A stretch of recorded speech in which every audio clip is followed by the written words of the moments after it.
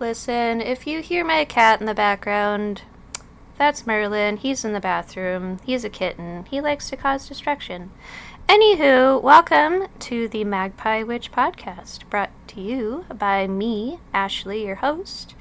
This is a brand new podcast. You might notice that the banner on my YouTube channel, the whole vibe is not really that strong witchy aesthetic. Yeah, I did that intentionally, and we'll kind of get into that a little bit more later. But my goal right now, and you could probably hear Merlin meowing in the background, my goal right now is to create a podcast that covers witchcraft topics and covers, anything that's kind of connected or related to that, so like spooky shit or whatever, without the air of judgment. And I know, way to go to start a podcast on this note, but I think it's an important note to mention moving forward. This podcast, there's going to be topics that I cover that are going to be a little bit spicy. It's going to be you might have to think about it a bit before you decide, whether you want to fight me or bite my head off or not. So I might get some hot takes. On the other half of that, I also want this podcast to be something that both new people to the practice as well as people who have been practicing for way longer than I have will hopefully get something out of it, right? So this podcast is really, I want to create an environment of learning where we aren't basically turning into what, say, like, witch talk is turned into, or say what, like, most of your witchy Facebook groups these days, if anyone's on fucking Facebook anymore. I might just be the old one here, but that's okay. I'll be a granny. That's fine. But yeah, so the goal here is to cover those types of topics, right? And we'll go into a little bit of disclaimers on, like, a cultural appropriation and how we don't, really give a shit about bigots, as far as, like, you keep your nasty stuff over there, right? We'll go into that in a bit. But before we do that, I kind of want to give a little bit of an introduction as to who I am. So I feel like if I'm going to be teaching you guys stuff, if I'm going to be giving you advice, I probably should build up my own credibility.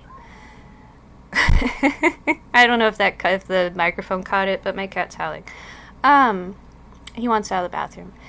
So I have been practicing probably actively for about 5-ish years. I started down the Wiccan route, just like with a lot of people.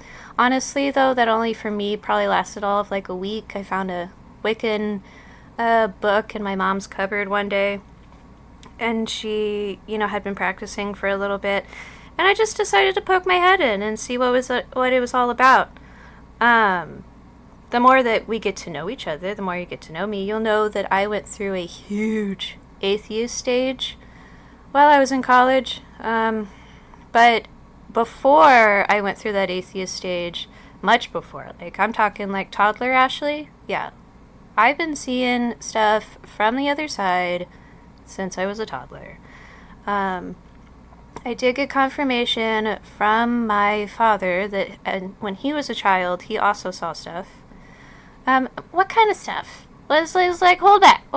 Let's go back. What kind of stuff we talking about? Okay, well, I'm talking like spirits. So like ghosties. I'm talking like fae. If you work with the fae, or if you've heard of the fair folk, I've seen those guys. I've seen, like shadow people. I've seen all sorts of weird stuff, right? And we can't stuff my entire experience into like an hour episode or an hour podcast. So I'll just give you that little bit to think on. But yes, I have seen stuff since I was a child. And as I've gotten older, I've gotten more curious. And so I jumped into witchcraft with the intention of just wanting to learn more.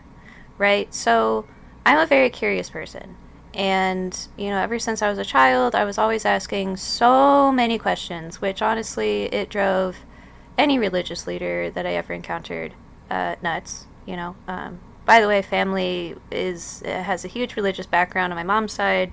Dad's side, not so much, but mom's side, that really took over my childhood. Have you ever heard of Pentecostal and the Pentecostal faith? Like how they believe people are gonna like float up into the sky and shit. Yeah. So that was that. But yeah, so I always kind of questioned why, right? And when I was about 9 years old, was kind of the pivotal moment when I decided, you know what, I'm probably not gonna float up into the sky. I'm probably not gonna experience this weird Armageddon thing that my family keeps talking about. So I left that thinking. And then I went through this huge stretch from like 10 years old to, oh shoot, I don't know, middle of high school, okay? Where like, I have no idea what's going on.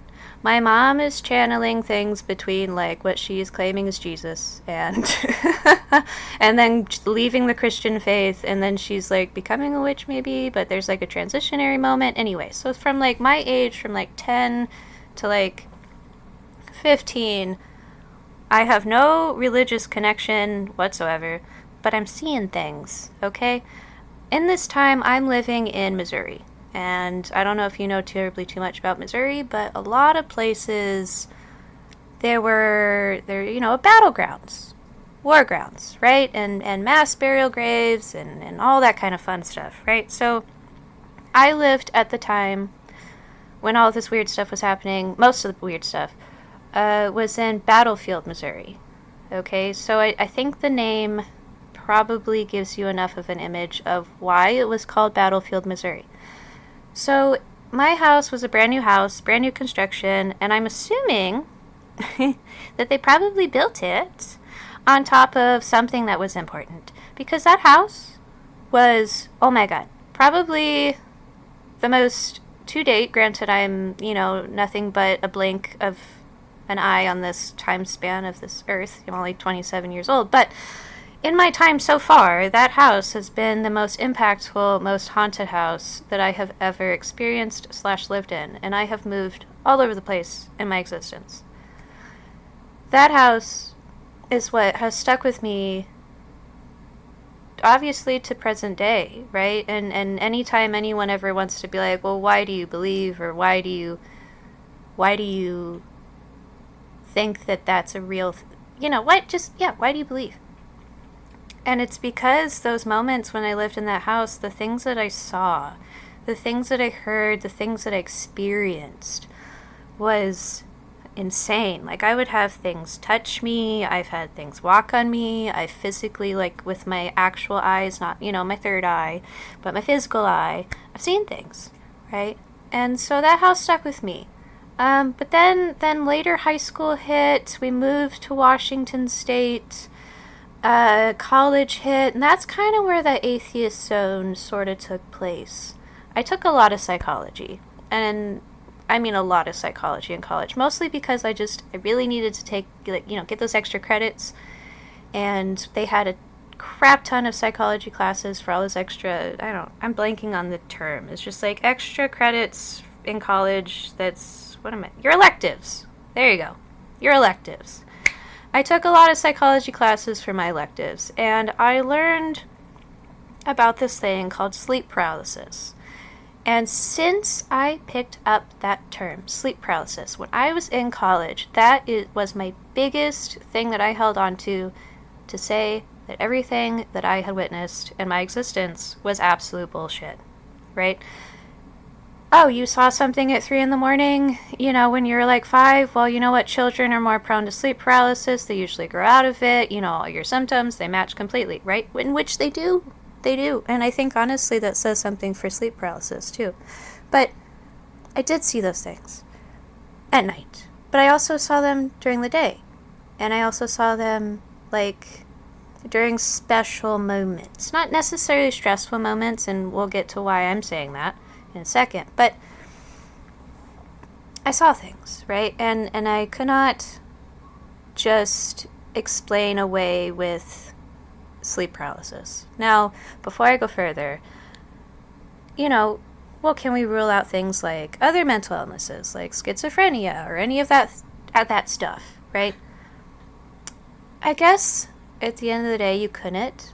But also, I'm at that age that's like the prime age for schizophrenia to come out, depending on your life situation and all the stressful factors that you might be going through. Granted, I'm also not completely educated on it, so don't come at me, okay? But yeah, anyway, so I ruled that out because of the fact that I have seen it throughout my entire childhood. I do not have a family history of schizophrenia, and it's also the things that I do see, they coincide, at least a lot lately, they will coincide with like a big like life decision, or that's not stressful, but like life, like, hey, you're going to go this direction rather than this direction, right?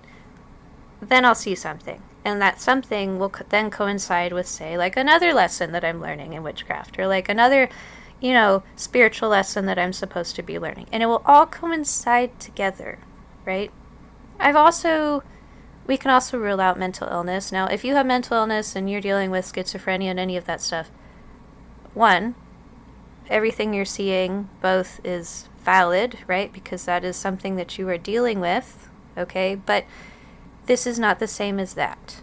Or at least, and that's a conversation for later, but at least for now, what I'm talking about is not the same as those hallucinations, okay? For now. But yeah, so I college, I went through like this atheist phase, and then after college, I met somebody who, we'll keep the names out, but she was absolutely the worst human being that I have ever come into contact with. We dated for about 4 years. Excuse me, I got stoner throat. We dated for about four-ish years, lived together. Pure hell. We won't go into that too terribly, but pure, absolute wretched hell. And so after I got out of that relationship, still supporting the whole atheist idea, mind you, I chilled for a bit, try to get to know myself, heal, learn to be on my own. And then I met my now husband, Josh. And I want to say probably 6-ish to 8-ish months. It doesn't really matter at the end of the day. Into the relationship, excuse me. I started to show interest in the pagan path. It's funny, I even said to him, I was like, hey babe, yeah, would you be okay if I like experimented a little bit with witchcraft? Like, I know you're super science minded, and I know that I'm like, have been feverishly anti like any religion thing or spirituality or whatever for like a few years, but hey, I'm kind of going through this traumatic recovery moment after the messful relationship previous to us. Could I just, dip my toe in the water? And, my husband being the most amazing, supportive human being that he possibly could be, he was like, of course, yeah. And I we both joked together and was like, yeah, it's not going to take over our whole lives or anything. No, it's not. Not at all. Well, you know what?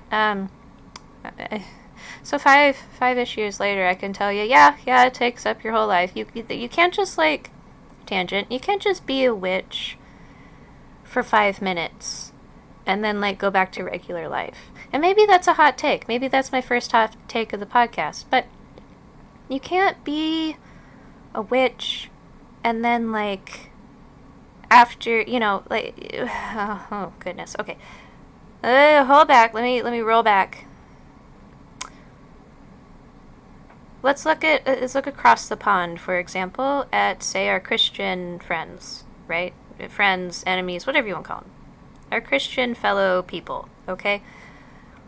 A lot of them are amazing people, right? A lot of them are not. We won't go into that. But there are those people, and I think we can all agree, who are quote-unquote Christians on Sundays, and then the other 6 days are nothing, right? They're not actively following their faith. They're not thinking about their faith, they're not practicing it, whatever, and there's nothing wrong with that, right? But with witchcraft, with magic, it's a we call it a practice for a reason, right? And shout out to one of my favorite podcasters, Cucina Aurora. I'm kind of taking some inspiration from you, but like, it's a practice. It's a practice for a reason. We call it a practice for a reason, right? So like, unlike Christianity, where say you may or may not open up your Bible every few days, or maybe once a week, or maybe whatever. I'm not judging. For us witches, especially for us witches who are so intertwined, who have become interwoven with their practice. And by the way, it's very easy to do so, but for us who have done that, it is insane to think that, or to imagine a moment where we didn't wake up and immediately have that mentality going, right? That practice mode. And it doesn't have to be, I'm not talking like the heavy duty, I'm going to go out and do this giant, stressful, high energy, high impact ceremony or ritual every day, and I'm going to be exhausted, right? Or even a daily practice, right? And with me, like a daily practice is not even feasible half the time because my brain cannot fucking focus, okay? But like, you got to practice at some point, okay? There has to be, at some point, some experience gained. Anyway, that was a huge tangent. I think I went on a tangent for all of 5 minutes? I'm so sorry. But yeah, so where was I? Yeah, so I was just getting into it with probably like 6-ish months into my relationship with my husband. He was super cool. He actually showed some interest. And honestly, I might have him on some future episodes to talk about that for himself, because that's his journey. But yeah, from there it just kind of exploded. Really, I've always had an interest with nature. Obviously, I have 2 science degrees. Well, technically 3 because I have an associate's as well. But so I've always had this like deep fascination with nature and how nature works and how all the little tiny itty bitty little molecules, like work together to make these really, really big things happen in all of these different ecosystems, right?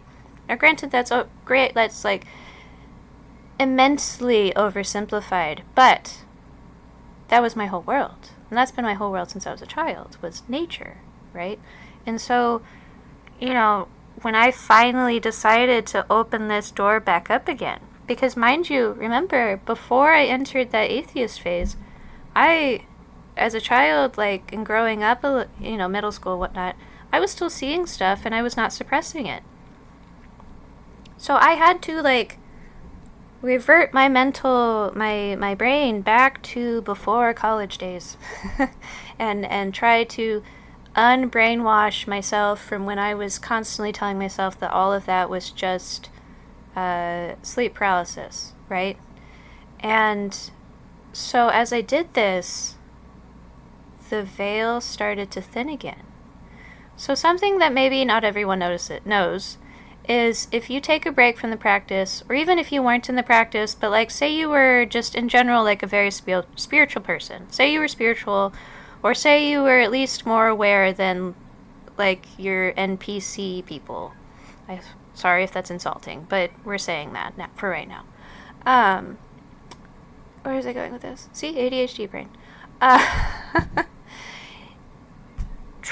Fuck balls.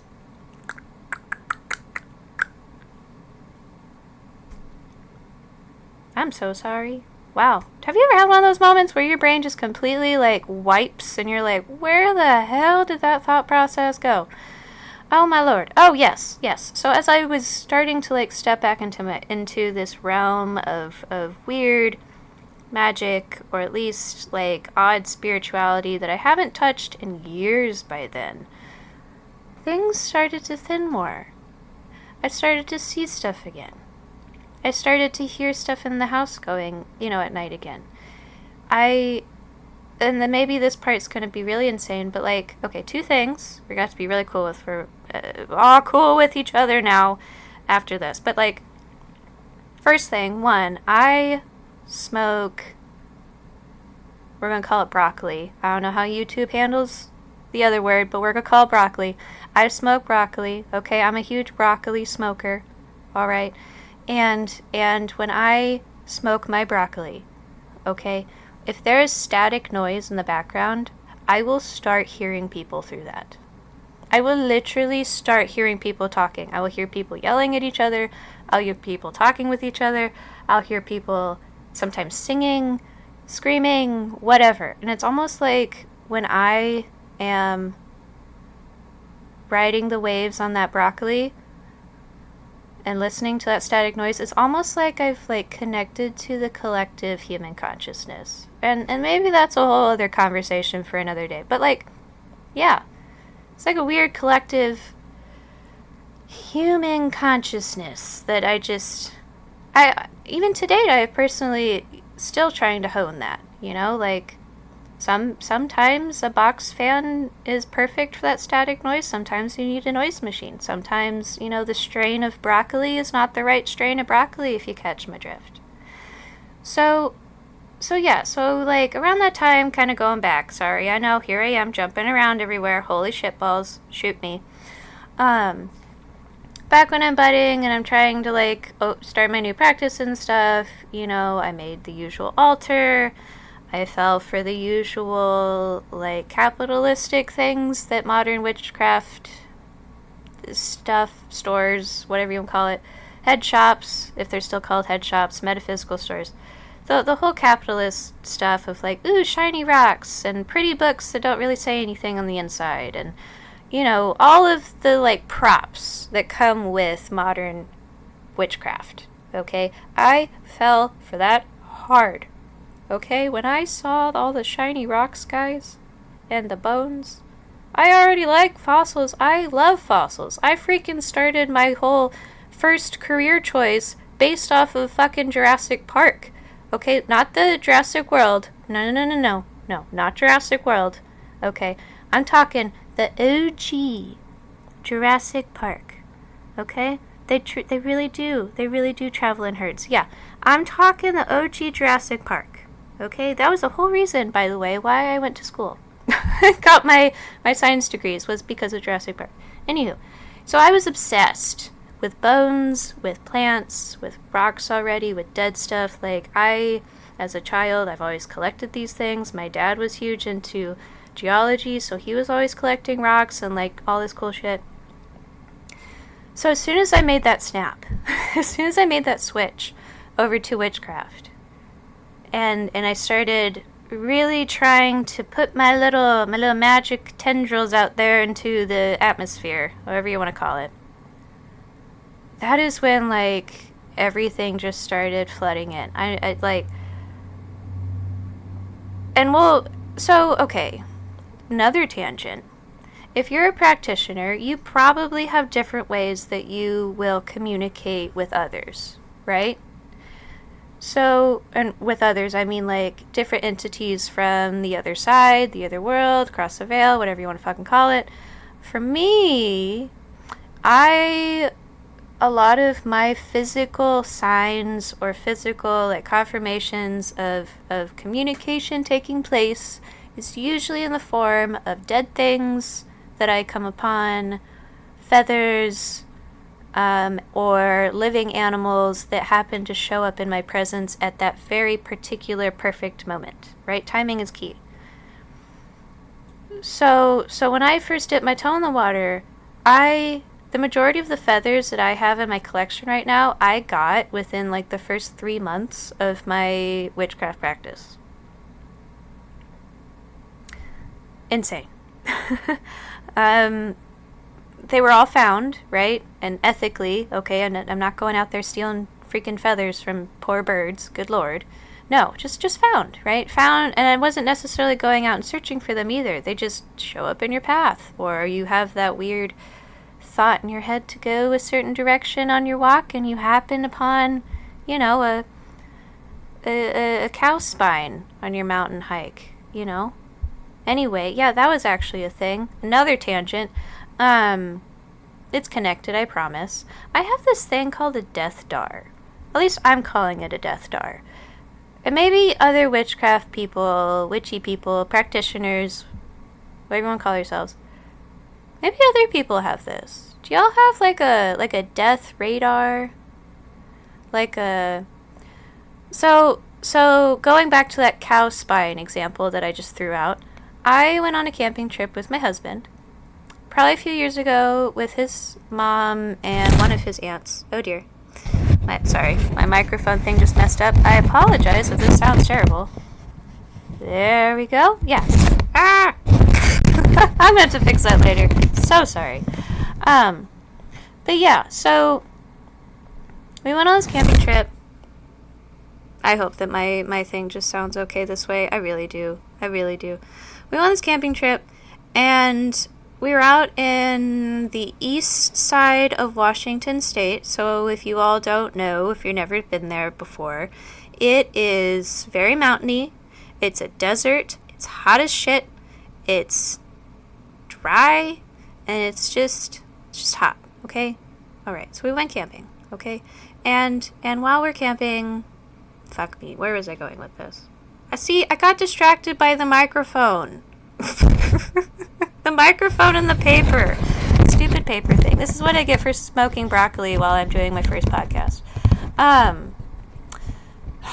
Yes, the cow example. Yeah. So we're on this hike, walking through the mountains over in, like, I don't remember, Wenatchee. I think it was over by Wenatchee. If you know Wenatchee, you know. We were walking around there, and I just started joking, like, oh, we're going to find something. We're totally going to find something. I have this skill for finding dead things. And then his mom, my husband Josh, and then his aunt, we all were walking, and I decided to go a different direction. And I said, hey, I'm going to go this way. And I come to this clearing of trees. I walk up a little farther. I see a white thing kind of sticking out of the grass, and I walk up to it, and it is a calf spine and skull. I believe. Was there a skull? Part of the skull. It was like the spine, and then no, it wasn't the skull. That's what it was. It was the hip bones. It was the hip bones. The spine and the hip bones of this calf, this poor calf that had probably fallen down a cliff or something, or maybe it got tired and died, or I don't really know. And if you're questioning why are there cows randomly walking around in Wenatchee in the mountains free roaming, it's because that's what they do. They're really cool out there. They will let their cows literally free roam all along those freaking mountains out there. And that's exactly what they did. And at the bottom of some of these mountains, in the little valley parts, is like corrals and barns and little fields and stuff to eventually corral your cows from the tops of these cliffs. I don't know how they do it, but anywho, yeah. So there's this dead calf, part of it at least that I happened upon, and it was just so funny because I had literally not even 5 minutes before was like, I got a vibe. I'm gonna find something today. And that was the first time that his mom actually got to see kind of, I guess, my practice in action, I suppose. Or at least my skills in action, I suppose, because I called it. I absolutely called it. Unfortunately, I didn't get to take it with me because it was really big, and also I felt slight judgment if I would have taken it from his family, as they're not as weird. They're weird in a good way, but we're different kinds of weird. I hope that makes sense. So yeah, I had this death radar. But yeah, so as I'm starting my new practice, all these feathers start flooding in. I start finding weird bird bones. One of the first mobiles I made for my bedroom was actually made of some sticks and some seagull bones, including its beak that I had happened upon during one of my walks back up in Washington. But yeah, so during my whole new practice, that's kind of how it just started. That's how it flooded in. And communicating with entities in that way can be extremely satisfying, both because you get, gifts, right? You maybe get some presents, but it's also this tangible, way of confirming things, right? So, I yell out there, hey, I and this is overly simplified, right? But give me a sign Give me something to show that you heard me. Okay? Or to show that you heard this message or whatever. And, make sure you put the feather right in front of me as I'm walking to where I absolutely could not miss it. And make sure it's from this bird. And make sure, put in all of your, requirements, okay? And then just see. Just see what happens. Just for me, I would get those signs or confirmations with the feathers, right? And they would be right in front of me. Sometimes they would be a crow feather, like I asked. Sometimes it would be in a different form, like from a dove or whatever. And all that symbology and all of that way of communicating is very, very, very individualized per practitioner. So, on that tangent, your beginnings might have been different from mine, and your way is valid, and my way is valid.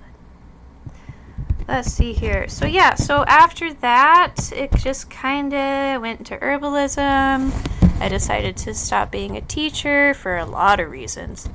We won't go into that. But stop being a teacher.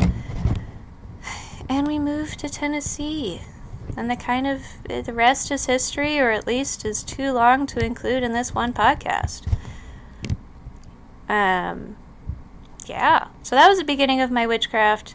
I practice, obviously, death work. I practice spirit work. I practice herbalism because I do have a scientific background. I do really use that for my particular herbalism practice. And I do it medicinally, at least just for myself, as well as magically. I do divination work. I do tarot readings. There is a type of divination work that I do, and I'll have to maybe try to get on video for y'all, but it's like a weird mixture of a bunch of different kinds. So I'll take my Elder Futhark runes, right, because I do runic divination. I'll take that, and they happen to be burnt onto bison teeth that were ethically sourced. All my stuff is ethically sourced. I don't just, anyway. And then I have my Ogham alphabet that has been wood burnt onto the actual sticks from the trees. Oops, microphone. From the trees that coincide with each Ogham letter or each Ogham character. So that's pretty cool. So I'll throw those out on a rabbit pelt. And I call it my hair reading. Like your rabbit hair reading, your hair reading. So that's kind of my main way of divination. Anything else that I majorly practice? I do cleansings, I do baneful work. I'm not afraid of working with blood magic. It's not as serious as everyone says it is. Or at least in the ways that everyone says it is. And I'm just kind of chaotic as shit. I have my ancestry is connected with Welsh lore. I have ancestry in Welsh. I have Irish ancestry, Scottish, so it's mostly Eurocentric. German, just like probably with every other basic white lady out there, I can claim a tiny itty bitty bit of Native American in my blood. Not much, but it is there. You could not tell from my translucent skin, but it is there.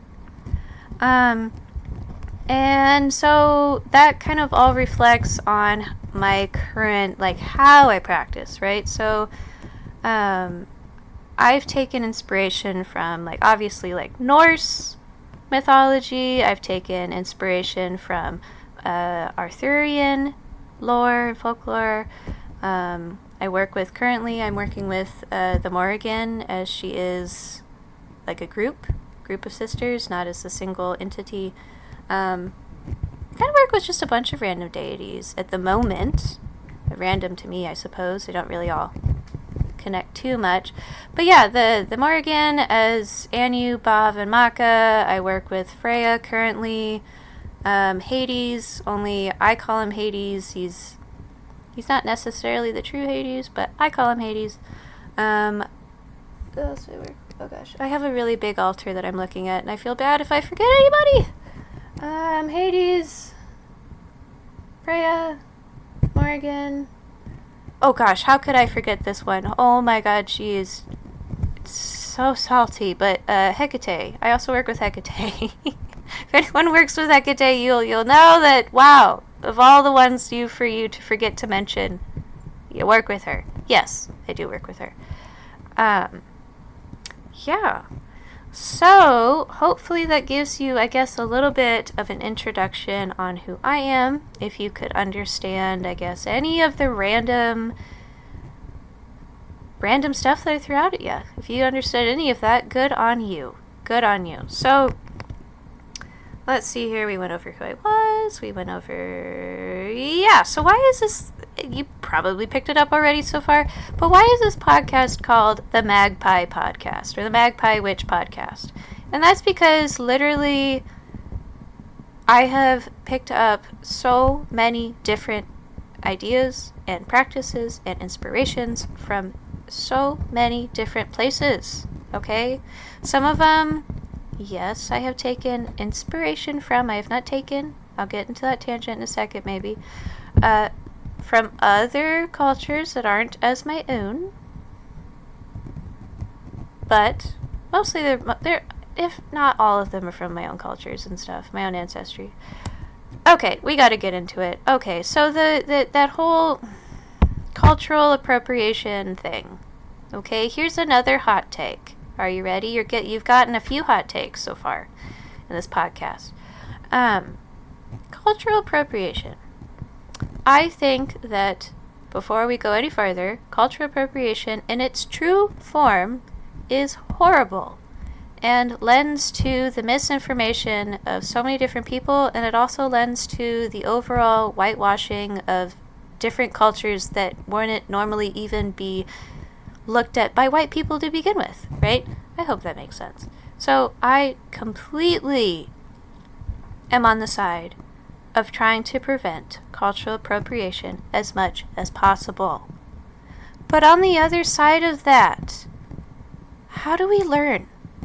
I want you to think about that. How do we learn things? We learn things by listening to others that don't necessarily have the same background as ourselves, right? So I can go to another Eurocentric witch all day, and we can chat about herbs, and we can chat about our spells and our rituals and all that fun stuff. But if she is, or he or she or they, whoever, it does not matter, is practicing the exact same or as much of the exact same practices I'm practicing, I'm probably not going to learn as much, right? I'm probably not going to... I'm going to learn some. I'm going to be honing my craft, yes, but I might not learn as much than, say, I listen to a podcast from, say, someone that practices, and I'm so sorry for my white accent, but like Santeria. I probably, I'm not going to claim that I practice that, but if there is a glimmer of advice or guidance that I could get in the shape of, say, inspiration of a type of herb, or inspiration of a type of rock that I never considered, or inspiration of a type of, overall intention or approach to a spell that I have never considered before, that this person is openly sharing, I'm going to take that and I'm going to use it. Now, I will never claim, again, I will not claim that I am now practicing Santeria. I am not practicing that, or any other religion that I took inspiration from. I am not saying that now I am the end-all be-all master of that one religion, or that one magical practice. No. All I'm saying is that I take tidbits of inspiration from others where I'm allowed to do so. And I think, as far as wrapping back to the whole cultural appropriation thing, I think that is something that we as witches in the modern community need to work on. We need to actually discuss it and discuss what it truly means, because as it stands right now, literally, you mention anything that is potentially remotely not connected to you culturally on any of the witchcraft spaces, and suddenly you are shamed. You are suddenly like the worst person ever. Oh my god, how dare you take that ingredient or inspiration or note or whatever. it's like they're not claiming that they're from that culture. They're not claiming that they're from that practice. They literally just took a mild tidbit of inspiration from a different practice and put it into their own. I think that's okay. If you think that's okay, hit subscribe. Hit like. End of the podcast. No, I'm just kidding. Okay, so we're 40 minutes in, and I'm actually going to get into, finally, the meat of the podcast that I for today, my goal for today, to talk to you about. And that is, so this is hopefully, this is probably going to be the most beginner friendly video that I make. And that is because in the last little bit of this podcast, I want to help those that are new into this practice, new into the magical realm, build their intuition, build the trust in themselves. Because that right there, to build trust in yourself and to build trust in your own practice is more important than any tool, any mentor, any book, any other way of being instructed, any lesson out there is more important than that. If you have trust in your own self, in your own ability, in your own practice, that is the key to true power, to power in your practice, is trust. Now, how do we build trust? Well, we're going to bring in the thing that I call first thoughts. And anyone who I've ever talked to, who I've tried to help out with their own practice, they've heard me say first thoughts. First thoughts are just that. They're literally your first reaction to a stimulus. So, for example, if I tell you, hey, over in the break room, there's, because we work together for some reason in this situation, but over in the break room, there's cake. And literally, your brain immediately goes, oh my God, there's cake. That's your first thought. Your first thought was, oh my God, there's cake. Say afterwards, that thought was, no, but I'm on a diet. Most people might say that their first thought was, no, I'm on a diet. Or, oh my God, there's cake, but no, I'm on a diet. And the entire thing was the first thought. No. And some of you might think that I'm beating a dead horse here.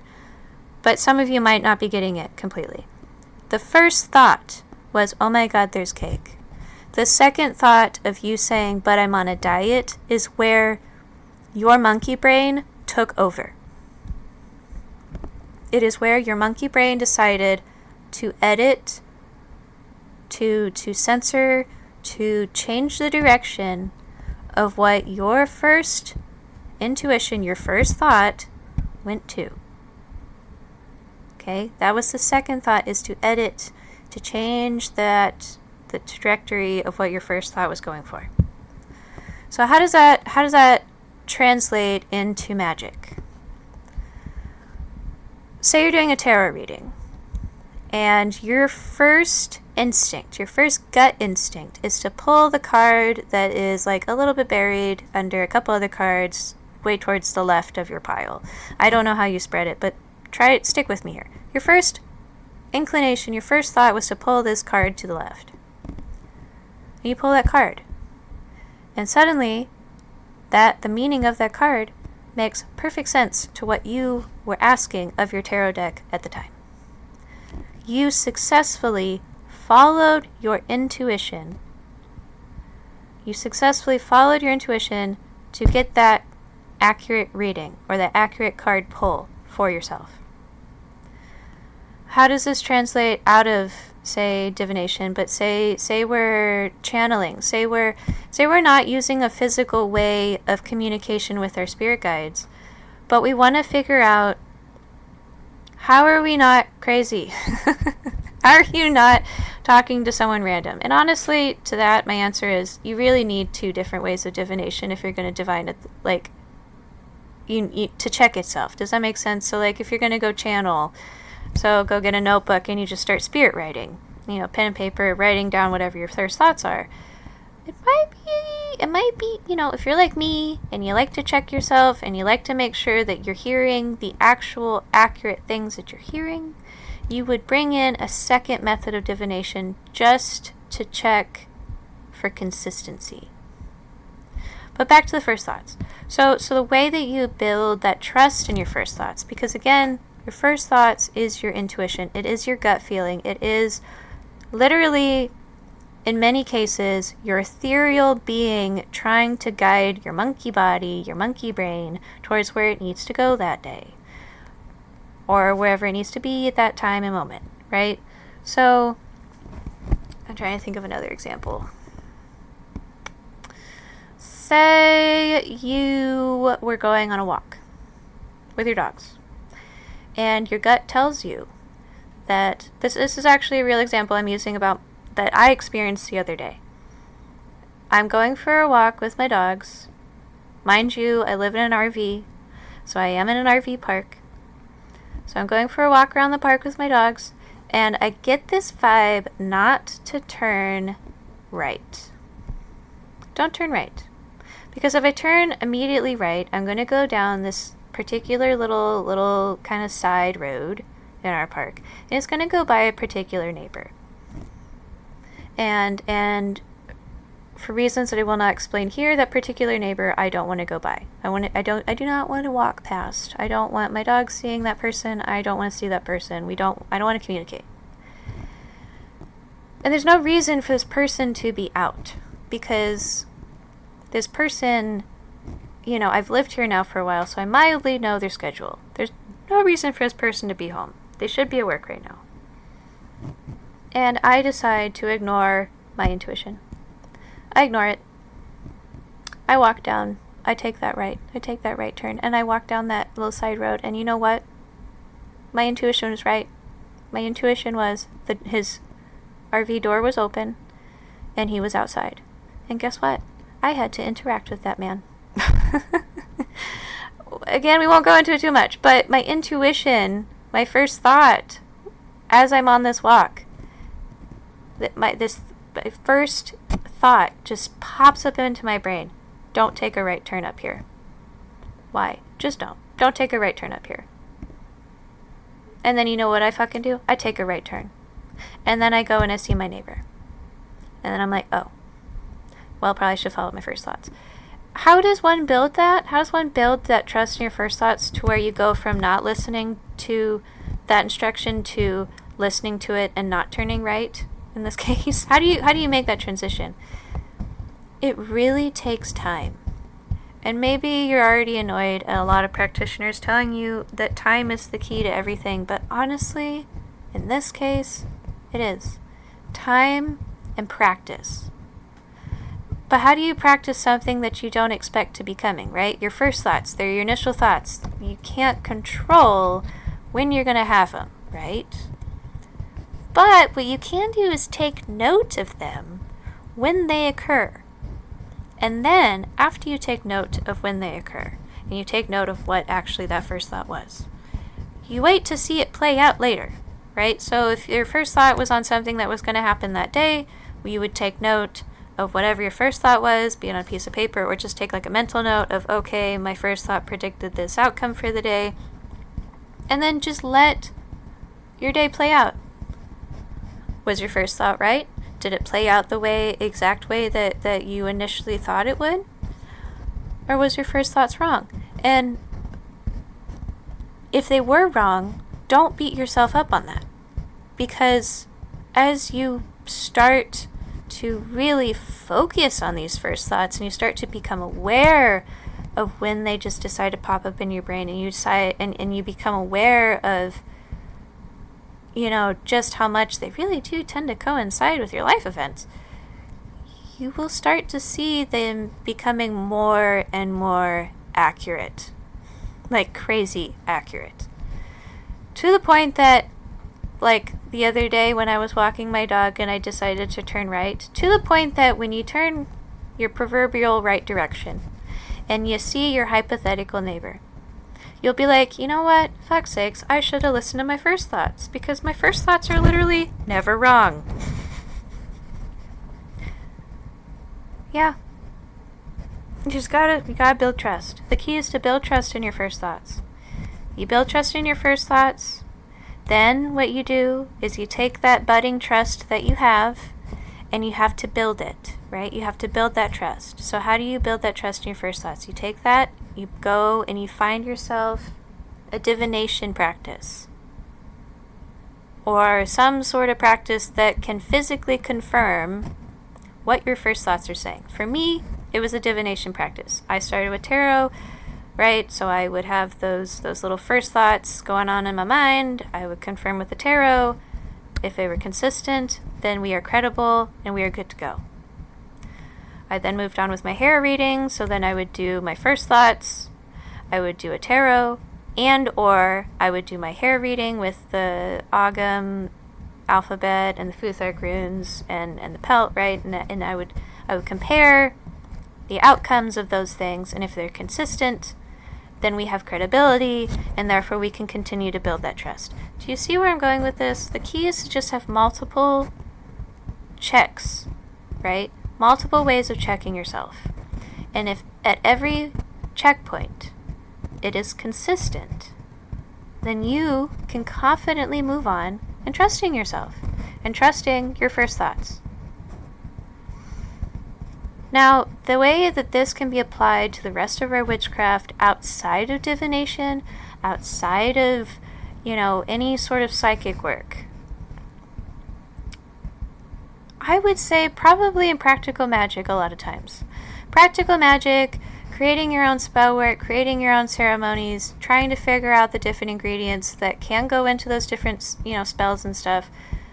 Following that, but also a lot of that, remember how I mentioned once you kind of go down this witchcraft path, it is a practice, it kind of takes over your whole life. Remember how I kind of joked about that?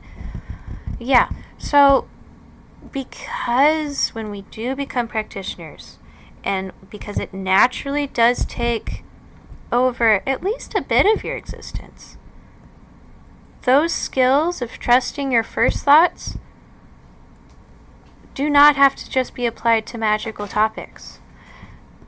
When you become a witch, you will realize that the magical and the mundane, if you let it, or if you aren't careful, either one, the magic and the mundane will naturally start to weave together, right? There is magic in the mundane, there is mundane in the magic. Okay? Us humans are magic.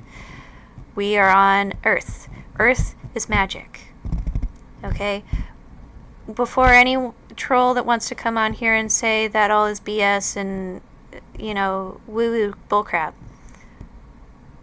they've already confirmed various parallel realms that are stacked on our own plane of existence.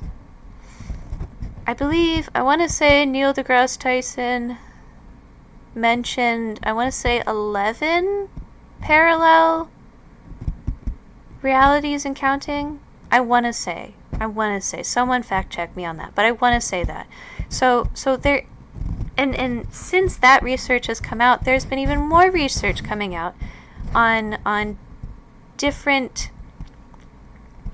ways of measuring the electricity in the air, different types of matter in the air, so dark matter, and again, I'm not educated enough on this part of the sciencey stuff, okay, but it's there.